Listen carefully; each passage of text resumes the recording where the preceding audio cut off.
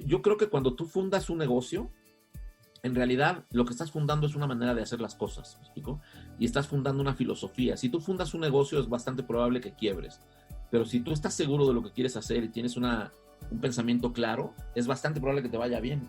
Bienvenidos a un nuevo episodio de Conversaciones DLC, un podcast de lo cotidiano y lo no tanto. Yo soy Efraín Mendicuti y como saben he creado este espacio para platicar con distintos líderes de pensamiento y negocios, industria, educación y cultura en el mundo de habla hispana y compartir con todos ustedes cómo estos grandes líderes nos comparten la forma en la que todos nosotros podemos hacer en nuestras vidas de lo cotidiano algo extraordinario. Comenzamos.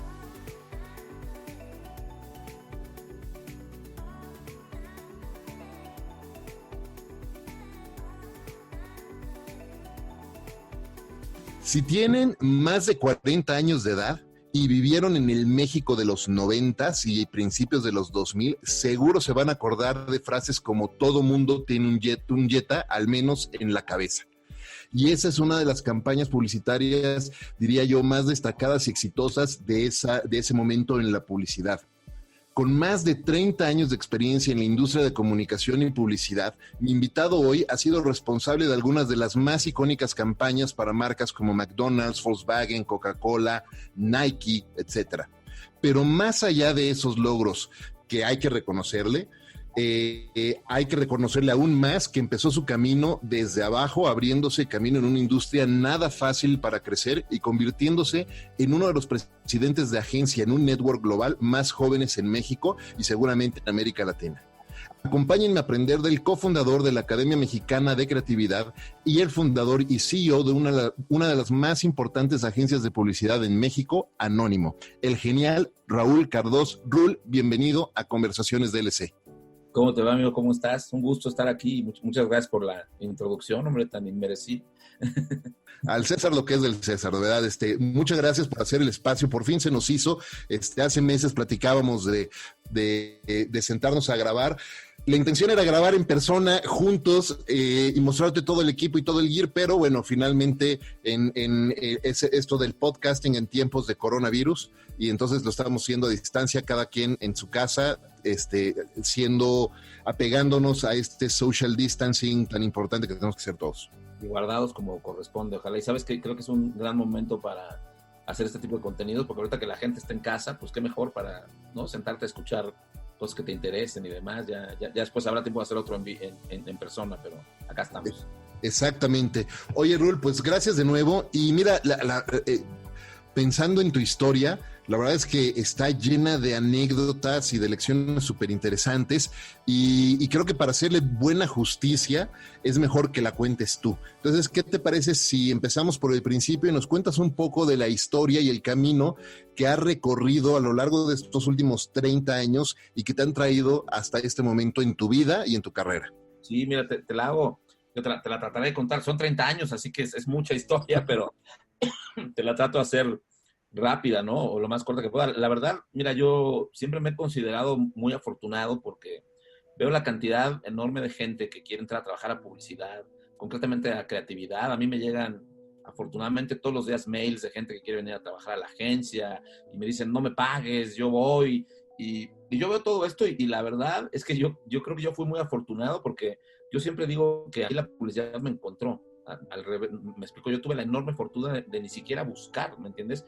Y no lo digo porque tuviera un gran talento, porque en ese entonces, imagínate, yo empecé a trabajar en publicidad a los 21 años, 22 años, y el inicio es muy chistoso. Yo no tenía idea qué quería hacer con mi vida. Yo estaba estudiando mercadotecnia en el TEC, y un muy buen amigo, que en paz descanse, que tú seguramente conoces, Lalo López, Ajá, claro. mi mejor amigo, él trabajaba en Leo Burnett como redactor. Y en aquel entonces, en el grupo de Lourdes Lamasney, que en ese Leo Burnett de los 90s, que era, pues, a mi juicio, la mejor agencia que había en este país, la más premiada, la más grande. Y nada, Lalo resulta que se iba a ir 2 meses de vacaciones, se ahorró dinero para irse a Europa a hacer un tour. Y entonces un día me llama por teléfono y me dice, oye, me voy a ir 2 meses de vacaciones y me están pidiendo en la oficina que consiga un pasante, un trainee, que venga. Era verano esto, entonces era junio de 1990. Entonces me dice, ¿por qué no te vienes a la agencia a trabajar? No te van a pagar, pero te firman tu servicio social. Y yo dije, bueno, está buenísimo. Yo estudiaba mercadotecnia, no sabía lo que se hacía en una agencia, no sabía que se hacían anuncios, pero dije, pues me van a pagar el servicio social, dale, voy, ¿no? Y así caí en Leo, y te digo, ahí empezó la fortuna, porque primero creo que caí en el mejor lugar que pude haber caído, tanto, no solamente estoy hablando de la agencia, sino del grupo en el que caí, ¿no? Porque Lourdes Lamasney, que al día de hoy es una gran creativa, ahora ya está del lado del cliente, trabaja en Bimbo, pero en aquel entonces tuve la fortuna de caer en el grupo de Lourdes, donde había gente muy talentosa, que me enseñaron mucho desde el día uno, ¿me explicó? O sea, yo arranqué, ves que los trainees tienen fama de que, no, pues te van a mandar a sacar las copias y por el café, ¿no? No, acá pasó todo lo contrario. Al día 2, yo ya estaba pensando ideas para comerciales, estaba pensando ideas para campañas. He de confesarte que sentía que era malísimo, no se me ocurría nada. Yo los veía a todos tirar ideas en las sesiones de peloteo y yo decía, Dios mío, me van a correr, ¿no? Menos mal que no me pagan porque si no, ya me hubieran echado, ¿no? Pero ahí empecé, estuve en Leo 6 años, para hacerte la historia, también irme de agencia en agencia, pues pasé de ser trainee estuve un año como trainee trabajando medio tiempo mientras terminaba la carrera. Tuve la fortuna de que el primer comercial que escribí, tú ahorita hablabas de la campaña de Jetta, pero yo en aquel entonces escribí un comercial para una campaña de un cereal de Kellogg's, Cruzly, que decía Cruzly te da Cruzlimanía, no sé si te acuerdas de ese concepto. Claro, la Cruzlimanía, por La supuesto. Cruzlimanía. Y tuve la fortuna de escribir un comercial que tenía a Robin Hood que se robaba un cereal, era una estupidez, ni te lo cuento porque... Ajá. Y ese comercial empezó a ganar muchos premios, imagínate, como trainee, no sabía ni lo que eran los premios, y ahí me empecé a ganar premios, ¿no? Entonces, total, después Lourdes se fue a España a trabajar, y cuando ella se fue, yo tuve la enorme fortuna, yo siempre he dicho que yo subí muy rápido y eso está bien y está mal, ahora seguro platicaremos de eso, pero yo a los 24 años era director creativo, me dieron la responsabilidad del grupo de Lourdes, me convertí en director creativo del grupo, era el director creativo más joven de la agencia, ¿no? Donde estaban Ana María La Buenaga, Lucero Lara, Marta Soler, o sea, mujeres, curiosamente en la agencia, fíjate, en aquel entonces, cuando yo entré, todas las cabezas creativas de la agencia eran mujeres, eran 4 mujeres. Y cuando yo llegué a ser director creativo, pues digamos, las otras 3 eran mujeres, ¿no? Y estuve en Leo así hasta 1996. Yo pensé, viste, tu primera agencia es como tu primer amor, ¿no? Y piensas que te vas a casar. Yo pensé que me iba a quedar ahí toda la vida y dije, algún día voy a llegar a ser presidente de esta compañía. No, bueno, a los 6 ¿Estaba Pancho Cárdenas como CEO en aquel momento, como Pancho presidente? Cárdenas, imagínate el Dream Team que había ahí. Estaba Pancho Cárdenas. Qué gran escuela. No, hombre, éramos la agencia más premiada del país, lejos, te hablo. Y bueno, la agencia en la que más gente quería venir a trabajar, o sea, estar en Leo era como un enorme privilegio en todos sentidos, ¿no? Pancho Cárdenas a la cabeza, imagínate tú que Polo Garza era el VP de cuentas, Charlie Blakemore era el VP creativo, después Lourdes, Ana María La Buenaga, Lucero Lara, gente muy talentosa, ¿no? Y bueno, yo llegué a ser el director creativo de grupo en Leo Burnett, muy joven, a los 26 años ya era director creativo de grupo, y en el 96 hay aquí un tema que marca para mí mi carrera, ¿no? Que es que justo cuando empiezan a llegar las centrales de medios a México, yo empiezo a dar cuenta que en la agencia le empiezan a dar mucho énfasis a los medios como negocio y dejan el foco un poco lejos de la creatividad. Y justo en ese momento me llaman de Ogilvy, que había pasado por un momento complicado. Ahí estaba Santiago Pando, también un creativo muy famoso, que después se había ido de Ogilvy, me parece que a Giberto, no me acuerdo a dónde. Y entonces llaman a Lourdes, que estaba en España. Lourdes viene de regreso. Lourdes me llama, y entonces yo en Ogilvy, Lourdes era la vicepresidenta creativa de la agencia, y yo era el director general creativo. Estoy hablando, tengo en estos 26 años, 27 años, ¿no? Y súper joven. No, súper joven. Ahí en Ogilvy nos tocó un momento complicado porque la agencia estaba atravesando también por un momento difícil porque el presidente de la agencia, Rodolfo Cavalcanti, había renunciado, se había ido a BBDO y se había llevado pues, prácticamente a todo el equipo creativo y el 40-50% de la facturación. Entonces, nosotros, a mí el reto que me pusieron, que también es súper bonito, me contrató Lourdes junto con un inglés que se llamaba John Hoyle, que estaba aquí medio de paso, y este inglés un día me sentó en un café y me dijo, mira, lo único que tú tienes que venir a hacer aquí es generar premios para la agencia.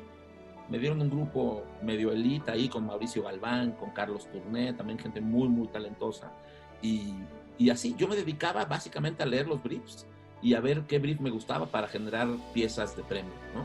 Y en aquel entonces todavía no existía esto de los truchos y de los comerciales solo de festival, entonces, pero yo sí que elegía los briefs para hacer piezas, digamos, creativamente relevantes, ¿no?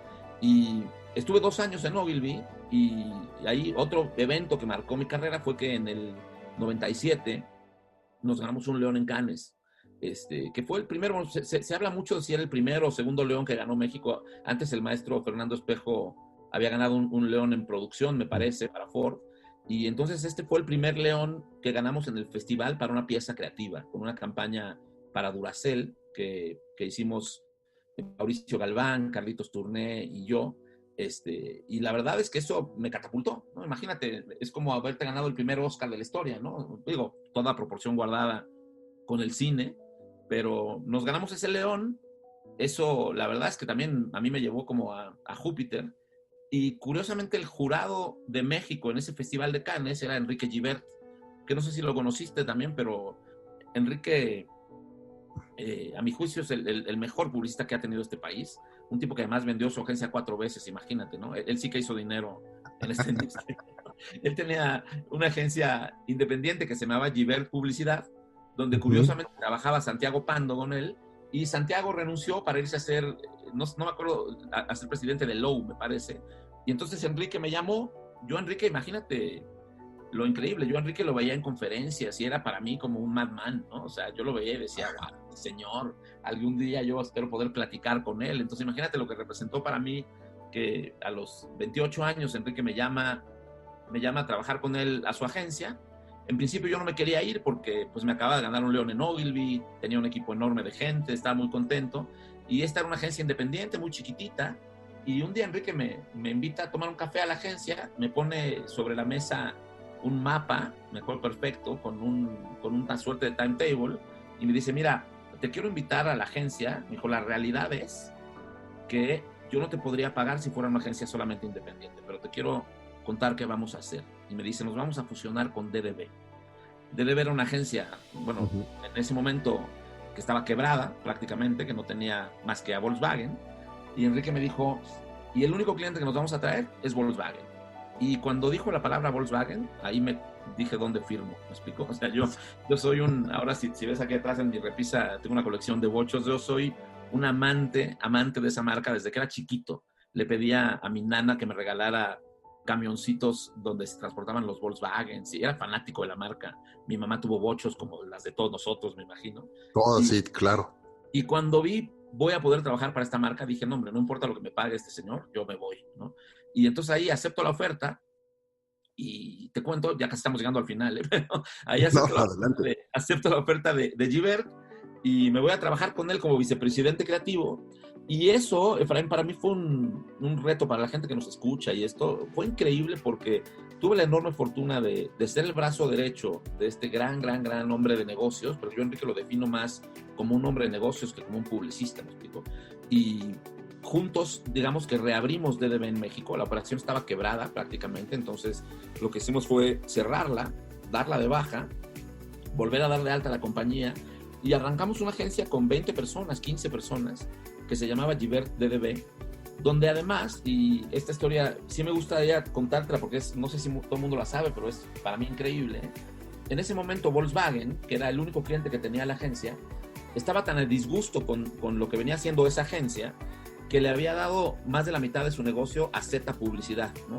Te sonará el nombre, Z Publicidad. Claro. Era la agencia de Raúl Olvera y de Alejandro González Iñárritu, imagínate. A mí me tocó llegar a una junta con unos clientes alemanes, donde el cliente, cuando me recibió, yo llevaba un mes en la agencia, y cuando me fueron a presentar a Puebla, el cliente lo que me dijo fue, tú eres el que va a cambiar las cosas. Y le dije, bueno, yo espero, si me das la oportunidad, ¿no?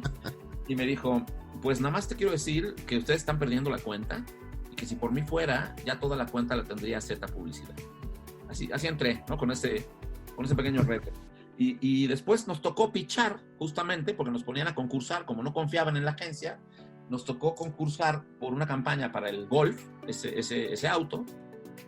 Yo escribí ahí mi primer concepto para Volkswagen, que era realmente nunca te bajas de tu Golf, y los anuncios hablaban de gente que sin importar lo que estuviera haciendo se imaginaba manejando.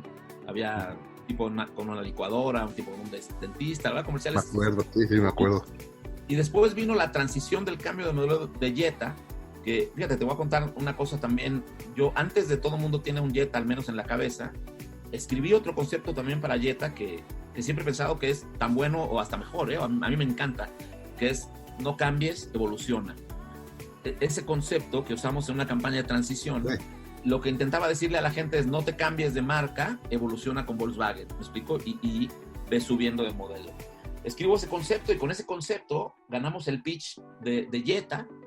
Y después viene la campaña de Todo Mundo Tiene un Jetta, al menos en la cabeza, que sí, como tú decías al principio, pues es quizás la campaña más famosa que yo he escrito. Viste que las ideas son como tus hijos, ¿no? Tú a todos los quieres, pero quizás este es el más guapo, ¿no? Esta sí que es la campaña que me marcó. Y además de que a mí me marcó, para los que piensan que las buenas ideas no funcionan, pues es una campaña que hace auto...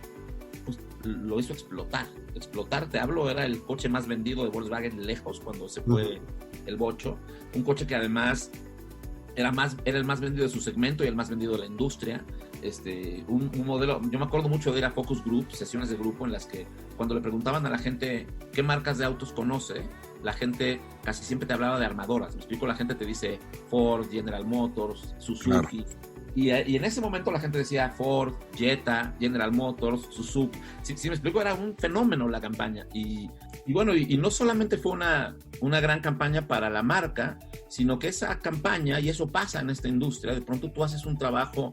Por eso yo estoy tan en contra de que la gente haga anuncios truchos. Me explico, porque cuando haces un trabajo real y ese trabajo se ve en la calle, ese trabajo te trae negocios, ¿no? Nosotros, cuando pusimos la campaña de Jetta en la calle, lo que eso hizo fue que nos empezaron a llamar más clientes, ¿me explico? Entonces, gracias a esa campaña, nos llamó Aeroméxico y nos invitó a un pitch, que también ganamos. Ahí hice una campaña muy linda que tenía como concepto Vuela, que invitaba a la gente a claro. sueños. Me explico que también es una campaña muy, muy linda. Bueno, a mí me encanta. Empezamos a crecer mucho la agencia, vino Aeroméxico, vino McDonald's, vino FedEx, vino Clorox, y todo, yo digo que en muy buena medida se lo debimos a ese trabajo que hacíamos para Volkswagen, ¿me entiendes? Y ahí, para ya casi llegar al final de la historia de la carrera, pues cuando Enrique se retira de la agencia, a mí tengo también la fortuna de que me hagan presidente de la compañía, ¿no? Que yo tenía en ese entonces, iba a cumplir 31 años, ¿no? Y imagínate, soy un creativo de profesión, nunca en mi vida había visto un Excel, un business plan, no tenía ni idea. Lo que había formado era un gran equipo de creativos. Tenía a gente que, fíjate que yo digo que ese DDB también terminó siendo una escuela, porque a gente que hoy tiene su agencia propia, muy talentosa, como Joshua Aranguena, que hoy tiene Made, claro. El Pana Rechedera, que hoy tiene la Rechedera Claverol, Juan Claverol, que era el director de cuenta de Volkswagen. Es decir, yo había formado un equipo de gente muy talentosa, Ale Ballesteros, que hasta el día de hoy sigue trabajando también conmigo. Es decir, pasaron por esa agencia también. Yo creo que ese DDB era el Leo Burnett de esa época, ¿me entiendes? Me hicieron presidente de la compañía y, pues imagínate, ¿no? Yo siempre decía, me mandé a hacer unas tarjetas que decían presidente trainee. y se las di a todo mi equipo y les dije, oigan, chicos, miren, ténganme mucha paciencia porque yo entiendo poco o nada del negocio y lo único que sé es que si hacemos buen trabajo nos va a ir bien, ¿no? Y la verdad, eso se lo aprendí a Enrique, me explico, a priorizar siempre el valor de las ideas, a priorizar siempre el trabajo. Y a eso yo le sumé una cosa que para mí es fundamental, que es nunca poner a nadie ni a nada por encima del equipo con el que tú trabajas. Me explico, nunca poner a un cliente por encima de tu equipo. Y así logramos que la agencia fuera durante 6 años seguidos la agencia del año en México, cosa que ninguna otra agencia ha logrado hasta el día de hoy. Éramos la agencia más premiada del país, la agencia que más leones ganaba en Cannes, la agencia en la que más gente quería venir a trabajar. Es decir, la verdad es que logramos hacer con esa agencia, para que te des una idea, cuando yo llegué con Enrique éramos 15 personas, ¿no? Y cuando me fui de la agencia éramos 240. Es una idea de la escala de crecimiento que tuvo esta compañía, ¿no? Que fue, la verdad, increíble. Yo tuve la fortuna de ser presidente de la agencia durante 7 años. Y además de ser presidente de la agencia, me nombraron después director creativo regional para Latinoamérica, cosa que también fue increíble porque me tocaba viajar por todos los países, medio armar los equipos, ¿sabes? Coordinar los festivales. Esa chamba regional, si la haces bien, es divertida, aunque también te llega a cansar, ¿me entiendes? Porque al principio todo el mundo te dice, ay, qué padre que viajas por todos lados, y a los 3 meses de no saber ni dónde amaneces, pero... Y entonces, bueno, nada, la agencia, la verdad, te cuento, para ya pasar al capítulo final, pues era una agencia que yo quise mucho, una agencia que yo sentía como mía, y siempre dije que el único problema es que no lo era, ¿entiendes? A mí me pagaban muy bien, porque aparte teniendo un puesto regional, pues me pagaban como regional, me pagaban como si fuera un expatriado viviendo en México, ¿me explico? Con todos los beneficios que eso tiene. Entonces, la verdad es que tenía la vida muy resuelta en el sentido económico y también profesional, pero siempre tenía este gusanito de, híjole, pero la agencia no es mía, la agencia no es mía, la agencia no es mía. Y te pasa, ¿no? Como, no sé si a ti te ha pasado en tu carrera, pero seguramente alguien que nos escuche sí. Te empieza a pasar que siendo un empleado, cuando tus jefes en un corporativo lo que te piden es crecer y crecer y crecer y crecer, a mí me empezó a aterrar eso, porque yo decía, si seguimos creciendo esta agencia, va a perder su magia, ¿me entiendes? Yo siento que las agencias tienen que tener un tamaño hasta un cierto punto acotado, siento que las agencias tienen que tener un cierto número de clientes, y cuando te gana el querer facturar por sobre el querer tener grandes ideas, yo creo que ahí te empiezas un poco como era la mierda, si me permites la expresión, ¿no? Y eso fue lo que me empezó a pasar. A mí me empezó a pasar que yo era un creativo dirigiendo una compañía, pero la quería dirigir como creativo, no como gerente, ¿me explicó? Y mi fórmula era, si hacemos buen trabajo, el buen trabajo nos va a traer dinero, y no necesariamente tenemos que crecer mucho para ser muy rentables, ¿me explico? Se puede ser rentable con menos clientes. Y esa era mi discusión eterna con mis jefes, además de que tenía mucha presión por el tema de los festivales y por el tema de los premios creativos, no solamente de México, sino de toda la región. Entonces, me pasó, no sé, ¿sabes? Habrás pasado también por alguna crisis. A mí me llegó la crisis de los 40 y digo que mucha gente con las crisis, algunos se ponen pelo, otros se consiguen una novia nueva, otros se ponen un convertible. Pues yo lo que hice fue irme, ¿no? La verdad es que... Es una agencia. Dije, exacto. La verdad es que dije, un día, ¿sabes? Me pasó algo muy chistoso. Me propusieron, me candidatearon para ser presidente regional, en cuyo caso ya me hubiera tenido que ir a vivir a Miami o a Nueva York y seguir desde ahí. Y me pasó algo muy extraño, fíjate, cuando me dijeron que querían que ese fuera mi siguiente paso, yo lo que pensé fue, no, yo me quiero ir a la mierda, ¿me explico? Lo que quiero es irme. Y pues eso es muy sintomático, ¿no? O sea, cuando te están ofreciendo una cosa así y tu estómago y tu corazón te dicen que mejor te vayas, te tienes que ir. Entonces, Vale. yo renuncié a la agencia en el 2008. Todo el mundo me decía que estaba loco, que era una estupidez, que por qué lo hacía. Me acuerdo mucho de una conversación que tuve con mi papá, que era un hombre muy, muy sabio y quien durante mucho tiempo me guió profesional y moralmente. Y mi papá, que hasta cierto punto era medio conservador en ese sentido, me acuerdo que me dijo, oye Raúl, pero me dijo, mijo, ¿por qué te vas de la agencia si estás tan cómodo? Y lo primero que me nació contestarle fue, por eso, precisamente por eso. Claro. Porque no quiero seguir cómodo, porque si sigo cómodo va a llegar un momento en el que me van a echar, como echan a todos los empleados corporativos más tarde que temprano. Y así me fui, la verdad es que de estar sí te diría que en el cielo profesionalmente quizás, a encontrarme en un Starbucks en Monte Everest, todavía me acuerdo, con una computadora y viendo el celular, rogándole a Dios que me llamara algún cliente, ¿no? Me fui, yo tenía un plan y si me largo me dices, pero yo tenía el plan tenemos mucho tiempo. Bueno, yo tenía el plan de renunciar a la agencia y tomarme 6 meses sabáticos y después abrir mi agencia, ¿no? Y los gringos me lo hicieron muy difícil para renunciar. No querían que renunciara, entonces me decían que no, que quédate 6 meses más, quédate 3 meses más.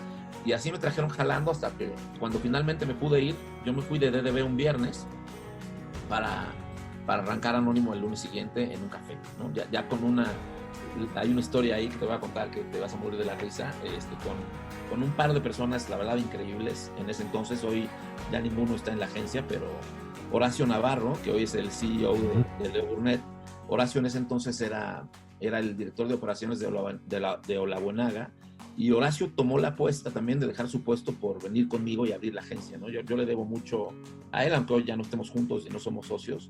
La verdad es que él fue la primera persona que apostó conmigo y que dijo, dale, vamos a entrarle, ¿no? Entonces, abrimos Horacio y yo, y te cuento una anécdota que para mí es increíble y que define la agencia. Yo me acuerdo que yo hablaba mucho y decía, yo pensaba, el primer trabajo que pongamos en la calle nos va a definir, ¿me entiendes? Yo decía, si ponemos en la calle un trabajo mediocre, vamos a nacer como una agencia mediocre. Y estaba muy obsesionado con que la primera idea que saliera de la agencia fuera una idea que pegara y que hiciera ruido. Y claro, pues lo que no teníamos era el cliente para hacerla, ¿no? Y en un punto, y me acuerdo como si fuera ayer, estaba yo en el Starbucks, literalmente, trabajando con Horacio, cuando recibí la llamada de un cliente. Yo soy hiper fan del fútbol, como tú seguramente sabrás. Entonces imagínate que suena mi celular, contesto y al otro lado de la línea hay un chico que se llama Pepe Reynoso, y Pepe Reynoso me dice, Raúl, yo te conozco, sé que estás poniendo una agencia, he hablado con otra persona, con Ale Castillo, que Ale Castillo yo la conocía de la época en Cuervo, y creo que Ale por ahí también nos hizo el gran favor de recomendarnos, y me dice, Pepe, te quiero invitar a un pitch por la campaña para la selección nacional para el Mundial de Sudáfrica. Imagínate, ¿no? Es Maravilloso. un sueño maravilloso. Yo estoy parado en el Starbucks y digo, no manches. Me dice, la mala noticia, me dice, es que el pitch ya arrancó. Ya hubo una primera ronda. El pitch arrancó hace 2 semanas. Y si ustedes le quieren entrar, me dijo, prácticamente yo te tengo que mandar ahorita el brief por mail. Él estaba en Guadalajara y tienen 1 semana para presentar algo. Luego que yo lo miraba y decía, no te puedo creer, ¿no? Decía, bueno, pues, ¿qué es lo peor? Horacio me decía mucho, pues, ¿qué es lo peor que puede pasar? Hoy no tenemos la cuenta, ¿no? Claro. Entonces, no, dale, buenísimo. Ahí nos tiró el brief y en ese momento, pues nos pusimos a pelotear. Tuvimos también la enorme fortuna, la otra persona de la que te quería hablar, de que Marco Colín, que también es un gran creativo, Marco había salido en ese momento de Leo Burnett y estaba sin chamba. Entonces, Marco, yo lo llamé y le dije, oye, ¿nos echas una mano? Y me dijo, yo les ayudo, encantado la vida. Y Marco trajo con él a un par de chicos, a Alex Rodríguez y a Cometa, Jorge Méndez, que hoy es el vicepresidente creativo de Anónimo. Los contactamos de freelance y entre nosotros 4 empezamos a pelotear y a hacer la campaña. Y ahí nos surgió un concepto que se llama Huevos. No sé si tú recuerdas esta campaña, pero... Por supuesto, igual una de las más icónicas. Exacto, entonces ahí surgió esa idea, peloteándola ahí entre todos. Marco se aventó un logotipo y luego lo amplió Cometa. Y yo me acuerdo que discutíamos mucho y decíamos, güey, es el primer trabajo que vamos a llevarle a un cliente y el concepto es huevos. Y decíamos, estamos locos, no lo van a probar jamás. Y Horacio, que era un tipo muy sabio, Horacio decía, miren, lo peor que puede pasar es que quedemos exactamente igual que como estamos ahorita. ¿Me explico? Entonces, decidimos decir, bueno, vamos con ese concepto, que además hacía mucho sentido porque era una campaña que lo que intentaba era alentar a la selección nacional, concretamente en un partido contra Estados Unidos, que si lo perdíamos no íbamos al Mundial, como pasa cada 4 años, ¿no? Y el cliente ha pedido una campaña de televisión y lo que nosotros hicimos fue llevarle un movimiento en Facebook. Abrimos un grupo en Facebook sin la marca, sin que el cliente lo supiera, empezamos a postear cosas en ese grupo y la gente empezó a sumar y a sumar y a sumar y a sumar, de manera que cuando llegamos al pitch, el grupo ya tenía cerca de 7,000 fans, ¿no? Entonces, lo que le dijimos a la gente fue, mira, si a esto le pones tu marca es tuyo, y si no, pues serás un tarado, pero lo que no nos puedes decir es que no funciona, ¿no? Y hay una anécdota, mira, yo creo que cuando tú fundas un negocio, en realidad lo que estás fundando es una manera de hacer las cosas, ¿no? Y estás fundando una filosofía. Si tú fundas un negocio es bastante probable que quiebres, pero si tú estás seguro de lo que quieres hacer y tienes un pensamiento claro, es bastante probable que te vaya bien. Entonces, yo digo 2 cosas de esto. La primera es que a mí me encanta que el primer trabajo de la agencia haya sido y que el concepto haya sido huevos, porque como te decía hace rato, eso nos definió, ¿me entiendes? Yo siento que nacimos como una agencia con muchos huevos. Y hay una anécdota que habla de eso muy, muy cagada que te voy a contar, que es ahí cuando nos llamó Pepe y nos invitó al pitch, al día siguiente me volvió a llamar y me dijo, oye, Raúl, fíjate que ustedes ya son una agencia en forma, me preguntó. Yo, sí, claro, Pepe, éramos 4 pendejos. Y es que mi jefe es gringo y está medio sacado de onda porque me dice que no sabe qué onda con ustedes, que ni siquiera los conoce, que dónde están. Y me pregunta, ¿cuántos son en la agencia? Y a mí no me pregunto por qué. Se me ocurre y le digo, pues como 25, ¿no? Me dice, ¿los ya tienen empleados? Le digo, no, claro, ya entre creativos, cuentas, somos como 25.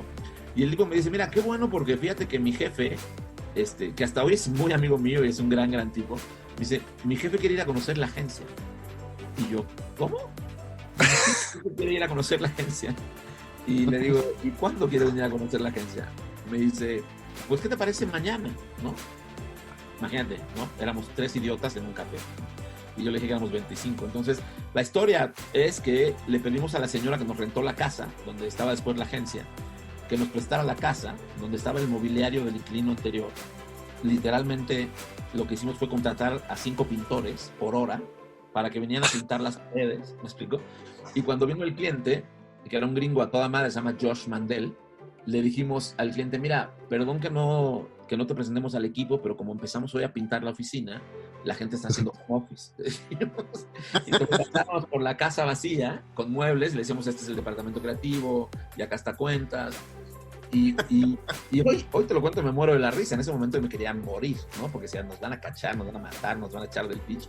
Y nada, con esa campaña de huevos, y por eso es tan significativa para mí, ¿no? O sea, con esa campaña arrancó la agencia, con esa historia arrancó la agencia. Esa campaña nos puso en el mapa muy rápido. Gracias a esa campaña nos llamó entonces Coca-Cola, y nos llamó entonces el Nacional Montepiedad, y nos empezaron a llamar igual clientes, y lo que te digo, ¿me entiendes? Se repite este círculo virtuoso en el que si haces un gran trabajo, los clientes llegan, ¿no? Y los clientes vienen. Y así han sido 10 años. Digo, ya por terminar la historia, yo 10 años con la agencia, que hoy pues estoy encantado de la vida. ¿Qué te puedo explicar, no? Somos hoy una agencia que se acerca cada vez más a lo que yo pensaba. No es fácil fundar tu propio negocio, no es fácil fundar tu propia agencia, y mucho menos es fácil ser congruente, ¿me entiendes? Ser congruente con lo que quieres. Yo he pasado por épocas muy complicadas, por otras mejores, pero siempre he tratado de ser muy congruente con lo que pienso y con lo que es la agencia y con lo que nos define, ¿no? Tratamos de ser una agencia muy centrada en las ideas, muy centrada en aportarle a las marcas de nuestros clientes soluciones de negocio, no nada más de hacer creatividad por hacer creatividad. Somos una agencia muy integrada, muy multidisciplinaria, donde tú tienes a gente digital pensando con redactores y con directores de arte tradicionales. Entonces, el trabajo que genera la agencia, la verdad es que a mí me tiene muy satisfecho y muy contento. Y hoy, pues 10 años después, aquí estamos. Hoy somos ya 90 personas, y ahí tengo en la agencia un muro con una frase que dice trasciende. Me explico, que está pintado en un muro de manera muy grande, que es algo que a mí me encanta que la gente vea todos los días, que sepa que a esta industria y en general a este mundo venimos a trascender.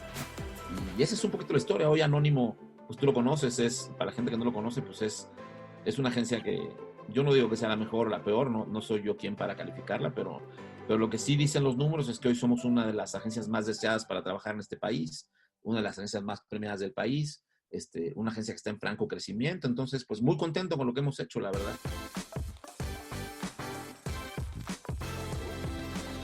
Me encanta tu historia, gracias por compartirla, está padrísima. Hace mucho que no escuchaba la historia de huevos, que además me tocó cuando la escuché por primera vez. Creo que estábamos en La Paz, en algún congreso, estábamos dando unas conferencias, estabas dando tú esa charla también, y qué divertida conferencia, por cierto. Oye, hay varios puntos que quería yo platicar contigo en este episodio, y hay algunas preguntas de alguna manera ya las fuiste respondiendo, porque por ejemplo te iba a preguntar quién ha marcado, qué profesional ha marcado tu carrera, pero bueno, me queda claro que Enrique Gibert ha sido una de las personas que más han estado ahí contigo. Pero una cosa que te quiero preguntar de esa relación, porque él era conocido como y en paz descanse, pero es conocido y recordado como uno de los más importantes publicistas de este mercado, sin duda. Pero además mencionaste algo bien interesante, y es que, o muy interesante, mejor dicho, es que no nada más era un gran creativo o un publicista, sino un hombre de negocios. Y ahora, 10 años después de haber fundado tu propia agencia, de haber imprimido en esto o impreso en esta forma, esta filosofía y esta forma de hacer las cosas, y no nada más pues abrir el negocio para hacer dinero, sino realmente para trascender, como lo estabas comentando ahorita. Y cuando piensas en eso y reflexionas un poco al respecto, y luego piensas en el rol que tuvo como mentor o como maestro Enrique Gibert, y otras personas, otros publicistas, ¿no? Lourdes, por ejemplo, que también, queridísima Lourdes, increíble, y yo la admiro muchísimo, la respeto mucho. Cuando reflexionas todo esto y piensas en cuál es el perfil no el perfil, pero sí cuál es la persona que uno debe de aprender a ser, o el profesional que uno debe de aprender a ser para ser tan destacado como tú, como Lourdes, como Enrique en esta carrera. ¿Hacia dónde nos vamos? Nos vamos, porque siempre está esa disyuntiva, ¿no? O nos vamos al mundo total de la creatividad, o nos vamos al mundo total de los negocios, o no. ¿Dónde está el balance? Y mira, no, yo te digo, yo pienso, yo sin duda, yo tuve grandes mentores, ¿no? Ellos dos, sin duda, muy importantes, y después muchos otros, el Lalo López, que trabajaba con él en Leo Burnett, es decir, yo tuve la fortuna de poder estar rodeado de gente muy talentosa. Ahora, yo te voy a decir a mí qué me pasa. Yo siento que lo que nosotros tenemos que hacer en esta industria es entender que es un negocio, que no es un negocio solamente de creatividad, es un negocio.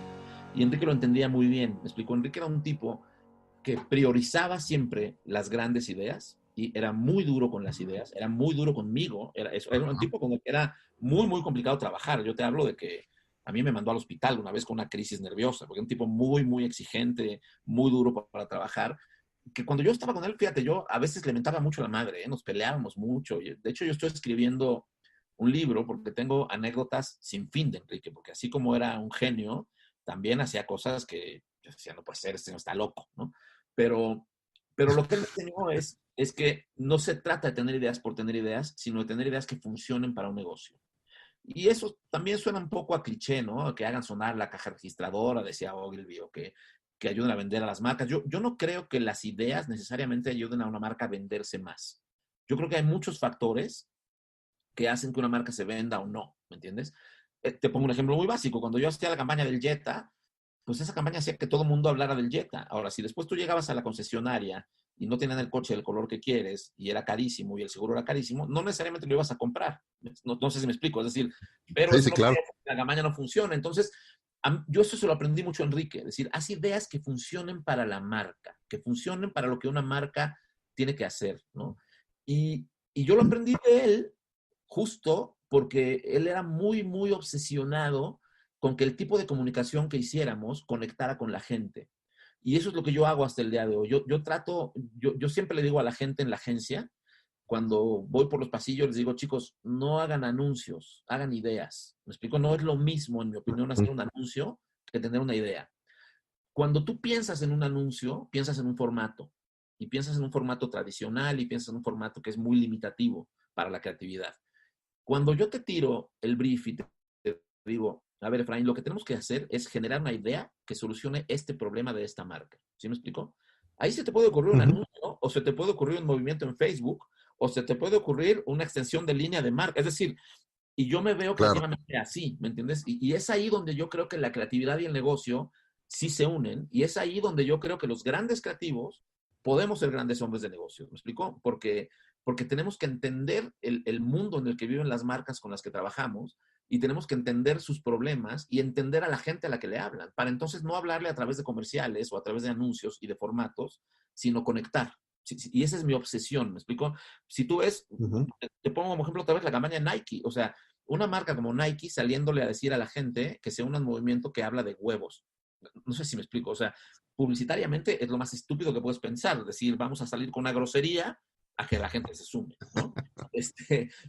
Y así yo te podría hablar de muchos ejemplos de cosas que he hecho y que he hecho con equipos en mi carrera, que yo creo que la importancia está en eso. La importancia está en que entendamos que no por ser creativos no somos hombres de negocio. Eso yo lo aprendí de Enrique. Me explico, Enrique fundó 4 agencias, imagínate, las 4 las vendió, las 4 las hizo crecer, hizo muchísimo dinero, pero además, como tú dices, hoy quizás la gente ya no lo conozca tanto. A mí me parece que hay que ir mucho al pasado y hay que entender a estos Germán Levatard, Enrique Gibert, Claro. no, me explique Augusto Elías, que ha hecho cosas súper trascendentes en la publicidad y que creo que hoy los creativos jóvenes como que medio se olvidan, me explicó, y medio como que hoy todo es muy desechable, me explico, y se respeta muy poco la carrera de la gente, creo que eso está mal, ¿no? Oye, me encanta que estés tocando ese punto, porque sí, creo que vivimos en un momento en la historia de esta industria en el que la la validación a nuestro trabajo luego se da más por lo que la opinión que alguien te comparte en algún post, en alguna plataforma social, que por los resultados de negocio que esa idea que soluciona un reto de negocio tiene en realidad, ¿no? Y de repente, entonces, te encuentras a muchísimas personas y no necesariamente son nada más los más jóvenes. Tendemos a pensar que siempre son los más jóvenes, pero también mucha gente de nuestra generación que quieren tener esos resultados como inmediatos y sentirse automáticamente validados, ¿no? Y cuando de repente, y luego piensa, ¿no? Oye, es que mira cuánta gente me está siguiendo en Twitter y en Instagram y mira, no, eso no es una señal de éxito en realidad, ¿no? Platicabas hace rato cómo veías tú a Enrique precisamente cuando tú empezabas y tú estabas empezando como trainee en Leo Burnett y lo veías a él dando conferencias y compartiendo ese conocimiento y tú lo veías y decías, oye, wow, yo quisiera algún día conocerlo, platicar con él, incluso trabajar con él y yo voy a ser tu mentor directo. ¿Qué le dirías tú hoy a esos chavos que de repente, pues hoy cuando tú vas a dar una conferencia y tú eres el que está en el escenario compartiendo esa experiencia y ese conocimiento, ¿qué le dirías hoy a estos chavos? Sobre todo para que sepan que en este negocio, si tienes, que en este negocio no existe el éxito de la noche a la mañana y que sepan que aquí lo que cuenta es paciencia y consistencia por años. Totalmente, me encanta que digas eso, Fen, porque hay una cosa que yo siempre he dicho y yo pongo mi carrera ahí, no por hablar de que sea buena o mala, ¿eh? Yo creo que la carrera de los grandes creativos, de la gente que trasciende, y te pongo mi carrera como ejemplo porque considero que lo he hecho bien, ¿no? Uh-huh. Es la consistencia. Y ahí hay una diferencia brutal, te voy a decir. Yo te puedo hablar y te enseñaría sin ninguna vergüenza mi reel, desde que yo era redactor hasta el día de hoy en Anónimo, es decir, el reel, y es medio egoísta hablar de mi reel, porque en realidad es un reel por el que han pasado mucha gente, ¿no? Hay trabajo de mucha gente muy talentosa y este trabajo nunca se hace solo, ¿no? Uno cuando piensa que es un gran creativo en sí mismo por hacerlo solo, se equivoca, ¿no? A mi trabajo le han aportado muchas personas, pero yo creo que yo si de algo me siento orgulloso, fíjate, mucho más que de los premios, mucho más que de los reconocimientos, mucho más que de todas estas cosas, yo me siento muy orgulloso de mi consistencia. Es decir, si yo te enseño el primer anuncio que hice y te enseño el último y me paso por todas las ideas que he generado, yo siento que todo tiene una consistencia. Te puede gustar más o menos una campaña que otra, pero hay consistencia.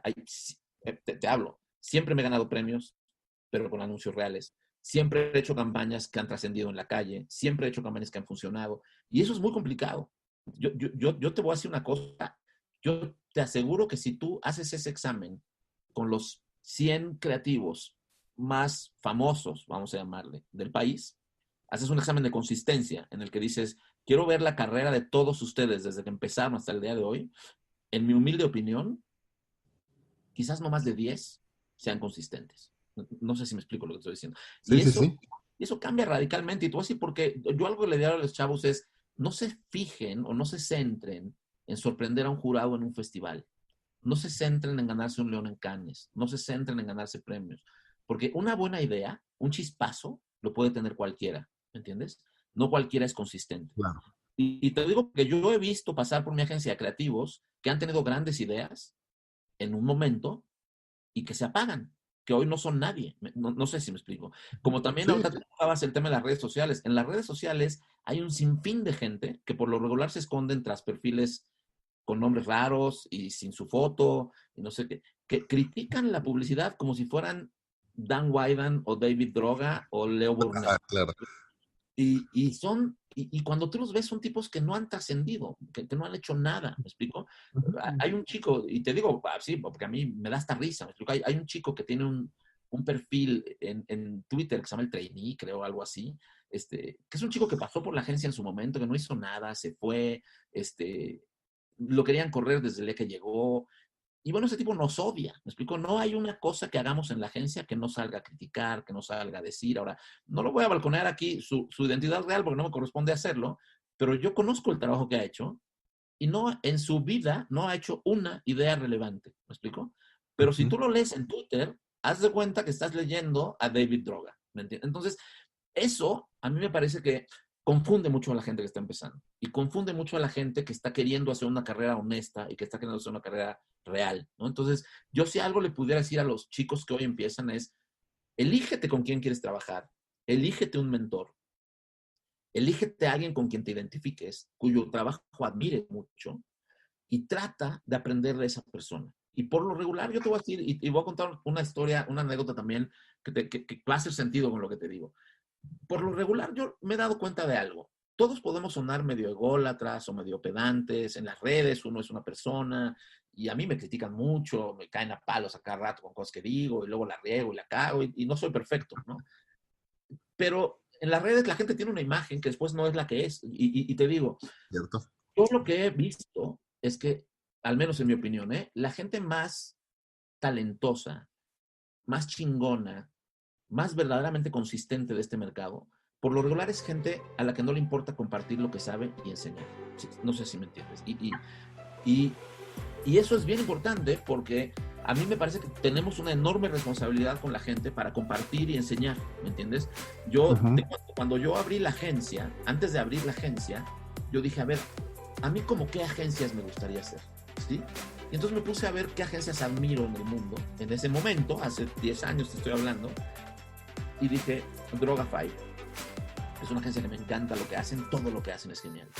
Yo llamé al director creativo de Drogafy para preguntarle si me daría chance de estar en la agencia una semana con ellos aprendiendo. Ted Rogers se llama, un gran creativo que yo conocía de antes. El tipo me dijo, claro, vente. Y yo me pasé una semana ahí aprendiendo de ellos. No sé si me explico. Entonces, y cuando veía, decía, ok, Wieden & Kennedy, BBH, curiosamente todas las agencias que yo admiraba eran agencias independientes, no eran agencias de red. Y eran agencias donde sus fundadores seguían a la cabeza. Y eran agencias donde sus fundadores tenían una filosofía clara y no les importaba compartirla, ¿me explico? Es decir, no tenían un secreto. Entonces yo dije, esto es por algo también, ¿me entiendes? Y eso es algo, y no me quiero hacer aquí la Madre Teresa de Calcuta, pero eso es algo que yo trato de hacer en la medida que la vida te da para hacerlo y que la profesión te lo permite, ¿me explico? Pero yo te digo, a mí, y si alguien que me escuche piensa lo contrario, que me lo diga, porque puede ser que se me haya ido por ahí, pero yo a cualquier persona que se me acerca en busca de un consejo, se lo doy. A cualquier persona que me escribe diciendo que quiere venir a la agencia, le abro la puerta. Y no lo hago por hacerme el bueno, lo hago porque nunca sabes dónde está el talento. Y nunca le debes cerrar la puerta a nadie, porque tú no sabes si la persona que está tocando la puerta es el siguiente David Droga, ¿no? Entonces yo creo mucho más en la gente que tiene ganas, que tiene pasión y que se prepara, que en los imbéciles que están en las redes sociales criticando como si fueran los creativos más premiados del mundo. Entonces yo te diría, como yo creo en esos mentores, yo creo en los mentores que comparten, en los mentores que son buenas personas, en los mentores que solucionan las dudas, que cuando no saben algo lo dicen, que cuando la cagan no tienen empacho en cagarla. Yo estoy convencido de que si no la cagas, difícilmente vas a tener éxito, ¿no? Una cosa que yo tengo muy claro y les digo a todos en la agencia es, chicos, no tengan miedo a cagarla, ¿me explico? Si no la cagan, no vamos a lograr algo trascendente. Ahora, no la caguen y la caguen y la caguen, ¿me explico? Pero no tengan miedo Aprendan. aprendan también, ¿no? Pero yo les diría eso, que se acerquen a gente de la que puedan aprender mucho y que se acerquen a gente que sea buena persona. Mira, yo he definido muy bien el perfil de mi agencia. Yo lo más importante hoy por hoy que quiero para la agencia es que las personas que trabajen ahí sean buenas personas. No sé si me explico. Totalmente. Puede que no sean tan talentosos, porque con el talento se puede jugar y el talento se puede nutrir. La educación no, es más complicado. Ya es la que traes, ¿entiendes? Totalmente de acuerdo contigo y me identifico mucho con eso. Yo creo que una de las cosas, por lo menos yo en mi caso, en mi carrera, algo que he buscado siempre hacer, por supuesto, seguir un camino y una carrera que pueda desarrollarme y crecer, pero también he buscado mucho siempre rodearme y estar trabajando y colaborando con personas que puedo decir que son buenas personas. Por supuesto, grandes profesionales, muy experimentados, muy talentosos, pero sobre todo que sean buenas personas y eso hace toda la diferencia en cómo puedes crecer tu carrera. Ahora, mencionabas hace rato el tema del talento y cómo has tenido la fortuna de trabajar con muchas personas muy talentosas. Pero también creo que algo que es súper importante es que ese talento, y me parece que es algo que tú has podido hacer, por lo menos yo desde donde lo veo, me parece que lo han podido hacer ahí en Anónimo, es que ese talento, si no está acompañado de una ética enorme de trabajo, no te lleva a ningún lado. Y me parece que eso ha sido parte del éxito de ustedes, que han combinado talento con ética de trabajo. Totalmente. Para mí es muy importante y eso cuesta mucho trabajo, ¿eh? Y es prueba y error y fallas y fallas y fallas y la riegas y cometes errores. Yo hoy tengo clarísimo, te voy a decir, mira, a mí hace poco en una entrevista me preguntaban y me decían, ¿tú qué criterio usas para contratar a alguien? ¿No? Y yo decía, mira, yo tengo unas políticas muy claras. La primera es que yo jamás contrataría a nadie con quien no me pudiera ir a comer. Puede sonarte muy estúpido, pero para mí es importantísimo. No contrataría jamás a nadie con quien no me quisiera tomar un café, ¿me entiendes? No contrataría jamás a nadie a quien no invitaría a mi casa, porque la agencia es mi casa de alguna manera. Entonces, eso ya te Claro. marca dentro de una línea que dices, bueno, que sea una buena persona que comparta conmigo ciertos valores, ética, ciertas formas de, no de ver la vida, pero sí de valorar la educación y lo que hace, porque no importa qué tan talentoso sea una persona, en mi opinión, ¿eh? Si es un hijo de puta, yo no lo quiero en la agencia, ¿me entiendes? Y han pasado por ahí, ¿eh? Se me han colado, alguno que otro, no mucho. Ha pasado por la agencia gente increíble y gente muy talentosa a la que le debo muchísimo, como también se nos ha colado de repente gente que nos llevó hasta el Me Too, ¿me entiendes? A que nos estuvieran jodiendo y atacando con gente que digo, bueno, pues, ¿qué quieres que te diga? No lo sé, ¿no?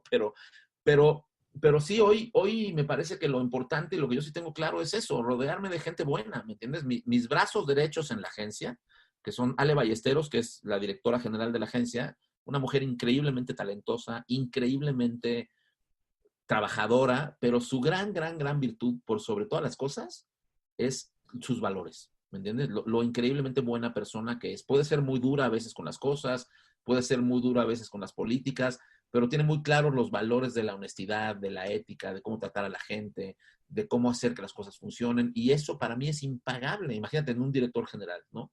Después, Padrísimos. mi otro vaso derecho es Cometa.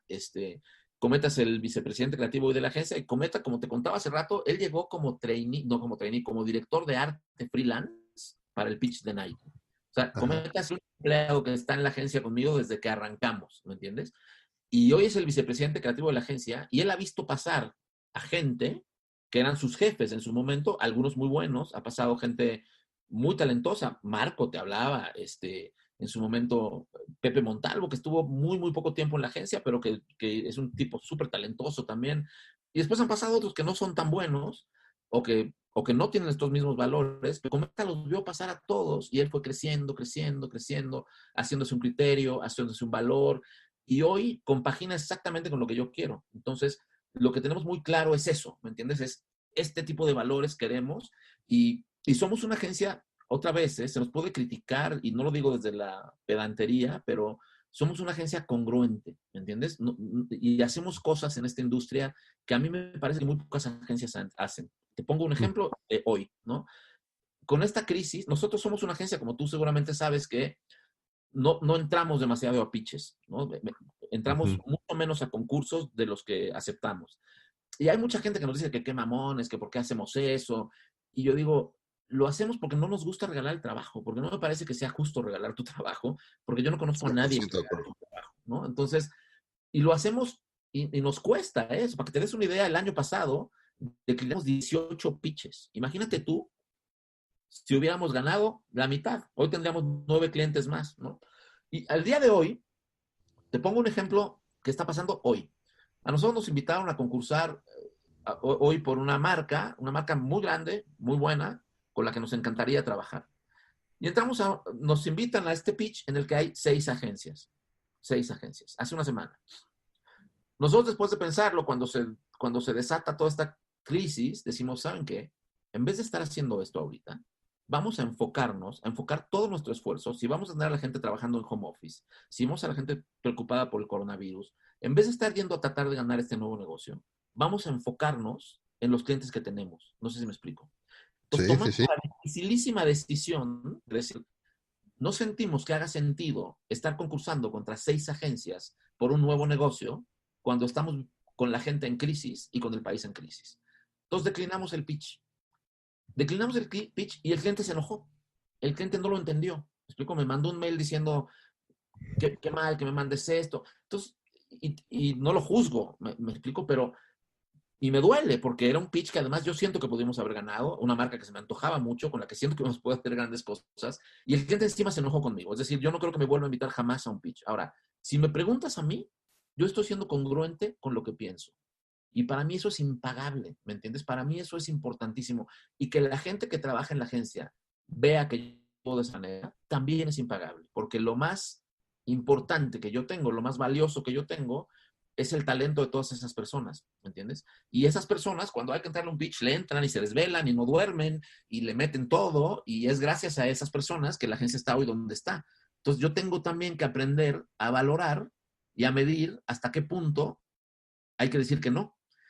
Y no, no cualquiera lo hace, y no te lo digo por hacerme el diferente o el bueno o el distinto, pero me parece que vivimos en una industria en la que todos los que trabajamos en esto tendríamos que esforzarnos más porque se valore más lo que hacemos y por a De veces acuerdo. decir que no, ¿entiendes? De acuerdo, totalmente de acuerdo contigo y es algo que no solamente estoy de acuerdo contigo, te lo reconozco y te felicito por tener esa visión tan clara. Coincido totalmente en que no podemos estar regalando el trabajo. Claro, de repente para alguien en mi posición es fácil, suena fácil decirlo porque ya no estoy del lado de la agencia, pero aún así sigo dentro de la industria y me parece que eso es importantísimo y que cada vez más publicistas y más profesionales se integren a esa visión de decir, no vamos a regalar el trabajo. Bueno, son otras historias, pero oye, se nos está yendo el tiempo, pasa volando. Escucharte y escucharte platicar todas estas anécdotas y lecciones es riquísimo. Muchas gracias por eso. Tengo un par de preguntas que quiero hacerte antes de irnos. La primera, un poco más continuando con la historia que nos estabas compartiendo ahorita, cuando decides o cuando empiezas a tener esta inquietud de ya fundar tu propia agencia y platicabas, ¿no? Y estabas en el, lo describiste así, en el cielo, de alguna manera, del trabajo, con todos estos grandes beneficios que puede tener un presidente de una agencia de network.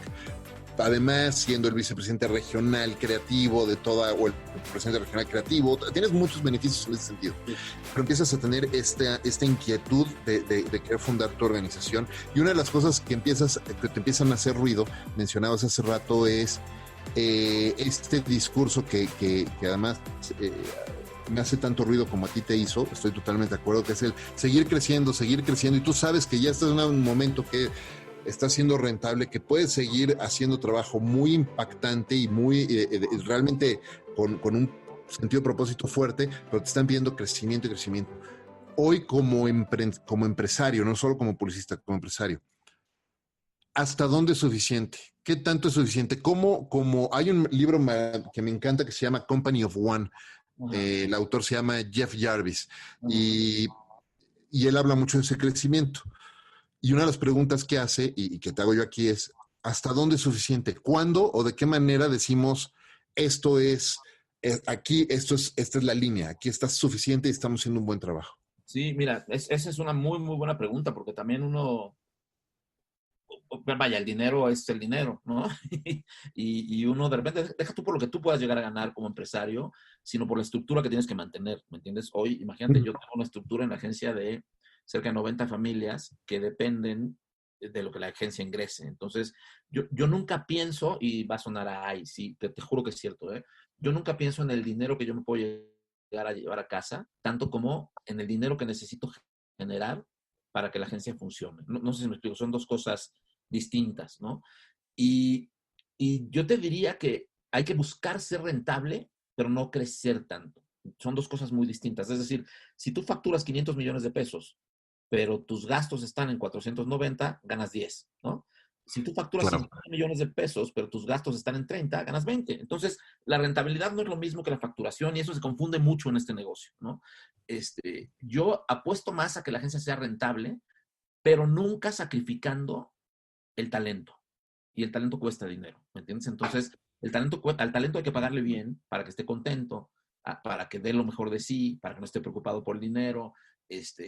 Y es muy complicado poder hacerlo. Entonces, yo siento que el tamaño de una agencia, yo te diría que hoy Anónimo está quizás en su tamaño ideal, ¿me entiendes? Yo creo que tenemos hoy un tamaño ideal tenemos todavía que generar más rentabilidad porque pues eso ayuda, ¿no? Y eso se nos complica de repente porque los gastos son altos. Básicamente, pues el gasto es la nómina, que es carísimo. También la gente critica siempre que si cómo pagan y cómo pagan así, cómo pagan asado, pero es fácil criticar y yo quiero ver que se van a generar dinero para pagar y para pagar como se debe, ¿no? Entonces, yo te diría que, bueno, ¿te acuerdas de la frase del Banco Vital que decía, es, es grande ser, es bueno ser grande, pero es más grande ser bueno, ¿no? Bueno, Del Negro González, precisamente.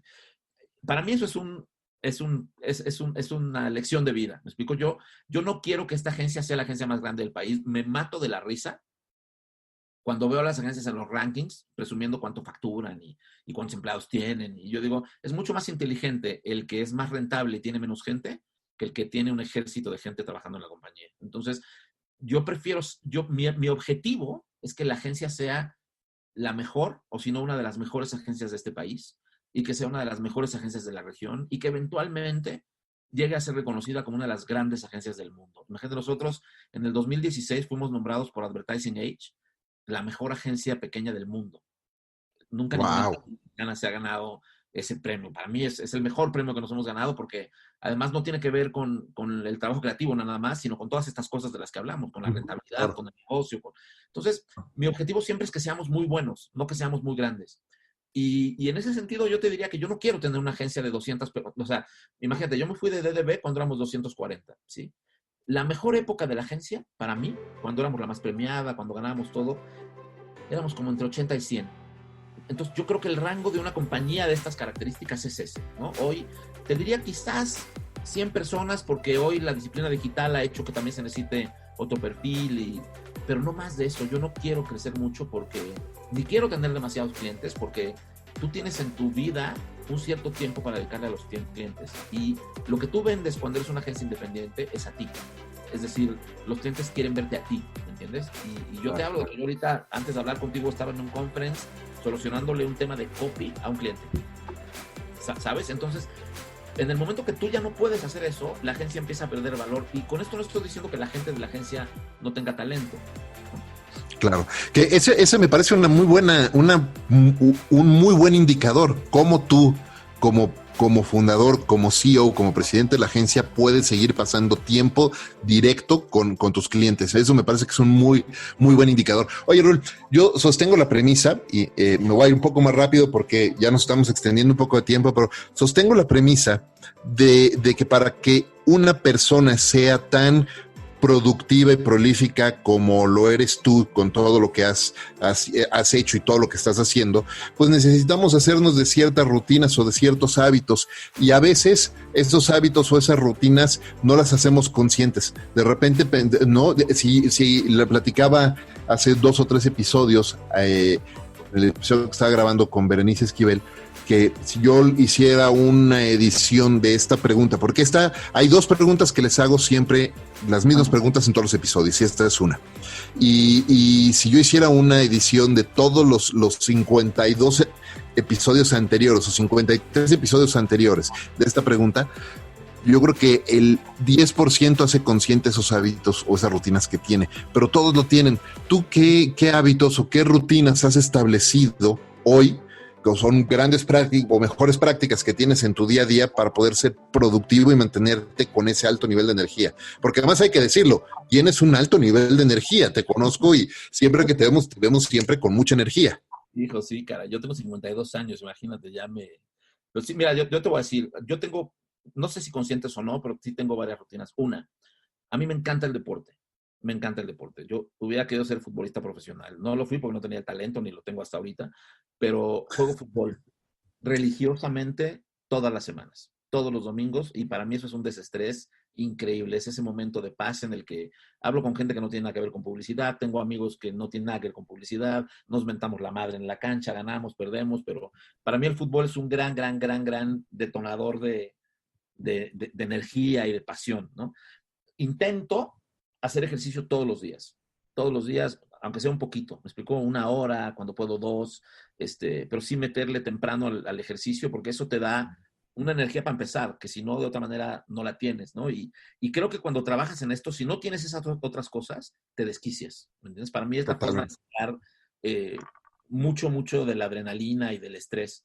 Otra cosa que tengo como rutina y que me parece que es más un ejercicio como creativo es que a mí me encanta hablar con la gente, hablar con quien sea, me explico, con cualquier persona. Yo hablo con el señor del Uber, hablo con la chica que me ayuda en la casa, hablo con la persona que me encuentro en la calle, hablo con el mesero en el restaurante. Yo creo que, mira, para mí en este trabajo tú tienes que estarle metiendo constantemente información a tu cerebro. Y mientras más información le metas, más información tienes para sacar. Entonces yo soy muy metiche, me encanta conocer la vida de la gente. Otra rutina, cada tanto yo me escapo de la agencia y me quedo como solo. Van a decir que es ermitaño, pero o me voy a un café solo una tarde a escribir algo que no tenga que ver con publicidad. A veces tuiteo y me putean, a veces escribo cosas en mi blog, a veces, pero soy muy metiche con las conversaciones ajenas. Me encanta ir a los cafés y escuchar lo que dice la gente y de ahí inventar historias. Entonces, son rutinas que yo tengo que me ayudan a estar, yo te diría, no sé, siempre con energía, pero siempre alerta, me explico, y siempre tratando de estar conectado con la cultura. Me explico, para mí es muy importante en este trabajo que tú estés conectado con la cultura a todos niveles, ¿eh? No nada más ir al cine de arte o leer un Claro. libro, sino ver de todo. Y creo que ese es un buen ejercicio, estar todo el tiempo hablando, ¿no? Muy bien, buenísimo. Rul, antes de hacerte la última pregunta, ¿dónde las personas que nos están escuchando pueden seguirte y conectar contigo? Sí, mira, te doy encantado mis redes sociales, tanto en Twitter como en Instagram. Estoy como @rulcardos, con ese al final. Así se digo, rulcardos. Y las redes sociales de la agencia son Agencia Anónimo, con una sola A. Y Ajá. también, bueno, también está la red social de la Escuela de Creatividad, que también tenemos la Academia Mexicana de Creatividad, que ya no hablamos de eso, por ahí en una segunda parte, luego lo platicamos, que es un proyecto súper lindo. Y también nos pueden seguir ahí en laacademia.mx. Ahí estamos en esas tres, ¿no? Excelente, muy bien. Muchísimas gracias por compartirlo. Sí, nos faltó platicar un poco más sobre, no un poco más, un poco sobre la academia. Es un esfuerzo padrísimo que también tienes ya muchos años haciendo, ¿no? 5 años ya, la verdad es que es un proyecto increíble, ese es un bebé que adoro, porque sabes que la escuela, ahí tengo un socio increíble que sale en Orniela, que seguramente no sé si Ujú. lo conoces, pero él es el director de la escuela y la verdad es que la escuela es un bebé precioso, porque nos permite devolver mucho a la gente, ¿me explico? Y ayudar a la gente. No es una escuela de publicidad, es una escuela de creatividad, es una escuela de pensamiento y hacemos proyectos increíbles ahí, la verdad. Eso me encanta. No sé si alguna vez te había platicado, pero yo mi mantra personal es seguir aprendiendo y seguir compartiendo todos los Totalmente. días, ¿no? Totalmente, ¿sabes? Te voy a decir, y que seguramente te pasa, cuando tú compartes, aprendes. Y Totalmente. Es la mejor forma de aprender. a mí me pasa mucho que a veces salgo de la agencia, imagínate, la agencia está en Polanco, en Granada, y la academia está en la Condesa, y a veces yo salgo de la agencia y digo, puta, tengo que ir a dar clase, qué huevo, hay de 8 a 10 de la noche, o un taller un viernes en la tarde, un sábado en la mañana, y cuando llego ahí y me conecto con la gente, me voy súper enriquecido siempre. No hay vez que haya salido de la escuela que no me vaya aprendiendo más de lo que enseñé. Mira, te voy a contar una cosa. Yo hace un par de semanas, y esto es, la verdad, yo estoy agradecidísimo. Hace un par de semanas me invitaron a mí a dar un taller de creatividad, imagínate, al Centro de Readaptación Social para Menores en Mérida, a la cárcel, básicamente. Y tuve la Wow. enorme fortuna de compartir 2 días con chicos que están ahí purgando una condena, chicos menores de edad, y yo te diría que son de los 2 días más felices que he tenido este año. Hablar con ellos, estar con ellos, entenderlos, las ideas que generaron. Entonces, sí, siempre compartir es increíble. Y enseñar algo es increíble porque además, como dices tú, nunca dejas de aprender. Nunca dejas de aprender, ¿no? Me encanta que compartas eso. Rul, la premisa principal de este programa es compartir con quienes nos están escuchando cómo líderes como tú hacen de lo cotidiano algo extraordinario. Así es que te pregunto, ¿qué es para ti y cómo haces de lo cotidiano algo extraordinario? Pues mira, para mí, yo trato de que todas las ideas que genero y todos los sueños que tengo se vuelvan realidad. Y te va a sonar muy ridículo, pero yo soy una persona que a mí me encanta ponerme objetivos y cumplirlos. Y creo que cuando trabajas en eso, cuando enfocas tu vida en eso, en trazarte metas y cumplirlas, todo lo cotidiano se vuelve extraordinario. ¿Me explico? Porque todo está siendo, digamos, sucediendo en función de un objetivo y de un objetivo claro que tienes, que es ser más feliz. A estas alturas de mi vida, yo lo que busco es, te digo, no quiero tener la agencia más grande del país, no, yo quiero ser feliz, yo quiero que mi agencia trascienda, que la gente que trabaja ahí trascienda y que seamos todos felices y me parece que la forma de hacerla es eso, es teniendo un sueño y perseguirlo, ¿no? Y eso hace que toda tu vida cotidiana tenga un propósito fantástico. Me encanta. Muchísimas gracias por compartir eso y muchísimas gracias de nuevo por haber pasado esta hora conmigo platicando. Lecciones padrísimas, súper útiles. Antes de despedirnos, quiero hacerte un breve pero importante reconocimiento por la trayectoria que tienes y el trabajo que has hecho. Sin duda has trascendido dentro de la industria. Eres una persona muy querida y muy respetada además. Entonces, muchas felicidades por ese trabajo y gracias además por estarle enseñando a estas otras generaciones a hacer ese trabajo.